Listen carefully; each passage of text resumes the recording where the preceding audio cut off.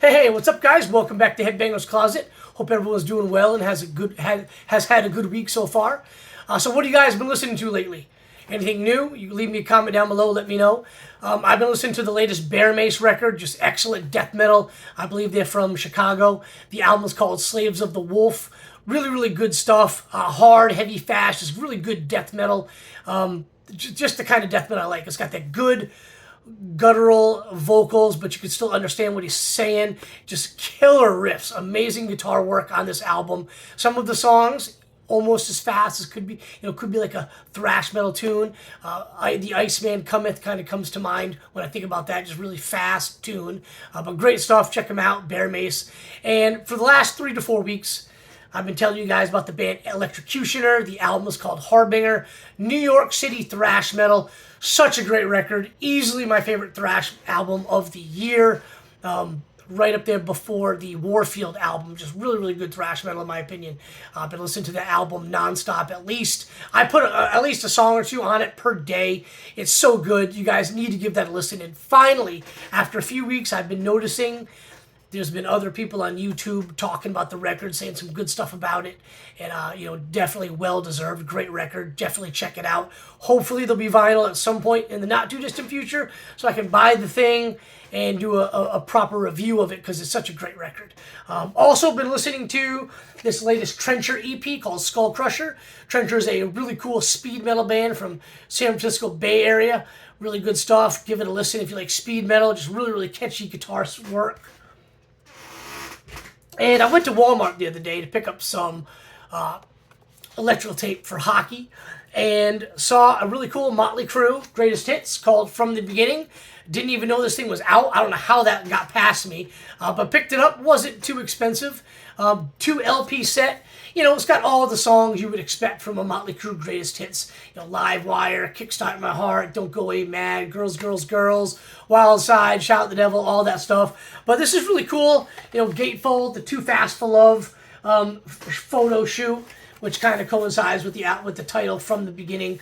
But it's a 2 LP set, and this is the Walmart variant on like black and gray, kind of smoky colored vinyl. Spun it last night. Sounds good. And kind of a cool greatest hits to pick up. So glad to have this in my collection. I don't know what it is with Motley Crue and Walmart. That's like the 3rd greatest hits album I've seen at Walmart, and one of them is the same record, just different album, the different color of the album cover. So I don't know what that's about. I guess they're trying to trick people like me into buying them both to have them in the collection. But anyway, speaking of Motley Crue, my last video was of Motley Crue's Theater of Pain record, just kind of my thoughts on it. I really like the album. And, when I talk about 80s hair bands, that gets the most views, get the most comments. Those videos also get the most, negative comments. People telling me how bad that album sucks, how much Motley Crue sucks, and basically telling me my opinion sucks because everything I like about the record was what that guy didn't like about the record. So I don't know, I think it's funny.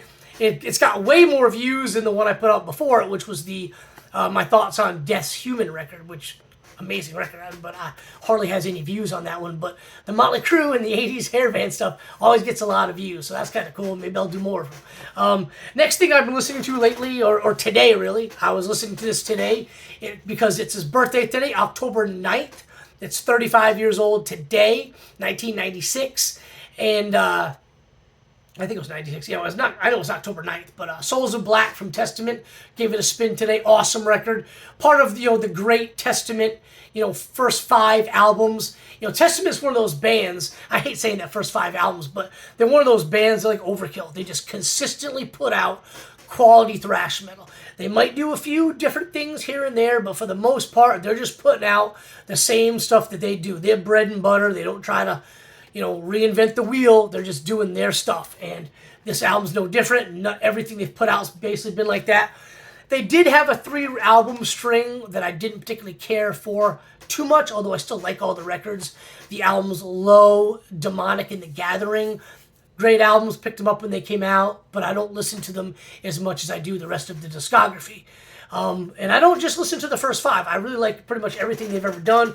Really, really excited for Parabellum to come out tomorrow, October 10th. But it kind of brings me to the subject of today's video, 5 minutes in, and that is their 2016 album, Brotherhood of the Snake. I picked this up about a year or so ago on Nuclear Blast Records. It's a 2 LP set gatefold. So kind of show you the gatefold here before I talk about the songs. Really, really like this record. Came out in 2016, like I said.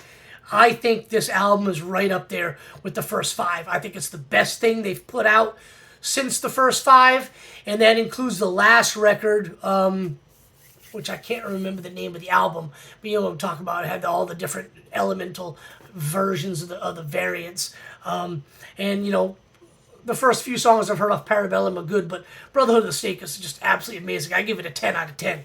But like I said, the Nuclear Blast Records 2 LP gatefold, it's on like that, you know, evergreen, dark green, forest color vinyl right there. So really, really cool stuff.